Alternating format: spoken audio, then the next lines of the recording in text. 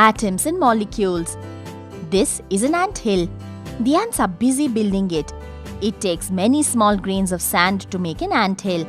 If you take a closer look at the grain of sand under a scanning tunneling microscope, you can see that even the small grain of sand consists of millions of particles which are minuscule in nature. These particles are called atoms. Atoms are the building blocks of all material. Atoms are made up of three types of particles called protons, neutrons and electrons. An atom has a central nucleus with protons and neutrons in it. Protons are positively charged and neutrons have no charge, so the nucleus is positively charged. Protons and neutrons are collectively called nucleons. Electrons are negatively charged and are located around the nucleus. An atom has the same number of negatively charged electrons as it has positively charged protons in the nucleus. Therefore, atoms are electrically neutral.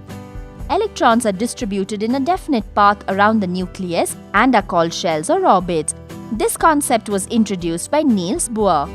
According to Bohr, different electrons revolve around the nucleus in their own different orbits. The atom has been compared to the solar system. In an atom, the nucleus is the sun and the electrons are the planets. Just like planets in the solar system, each electron revolves around the nucleus in its own different orbit.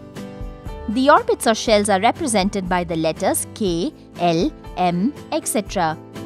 The maximum number of electrons present in a shell is given by the formula 2n square, where n is the orbit number of energy cells. The first orbit or K shell can have 2, the second orbit or L shell can have 8, and M shell can have 18 electrons, etc.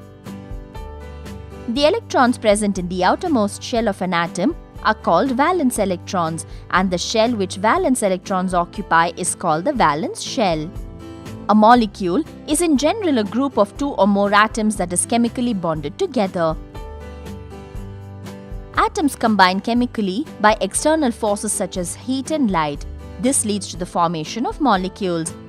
During the formation of a molecule, atoms lose their valence electrons or gain electrons from other atoms. For instance, if two pieces of wax are to be joined, they are heated. After heating, the two pieces are pressed together to form a single structure. Here, heat is the chemical factor which is responsible for joining the molecules of wax pieces. There are two main types of bonds, covalent and ionic. If a molecule is made up of atoms of the same element, it is called a homoatomic molecule. If the molecule is made up of atoms of different elements, it is called a heteroatomic molecule. Things to remember. Building blocks of matter that we see in the universe are atoms. Protons, neutrons and electrons constitute an atom. Protons have a positive charge and neutrons have no charge and electrons are negatively charged. The maximum number of electrons present in a shell is given by the formula 2n square. A molecule is a chemical bonding of two or more atoms. Bonds are classified as covalent and ionic.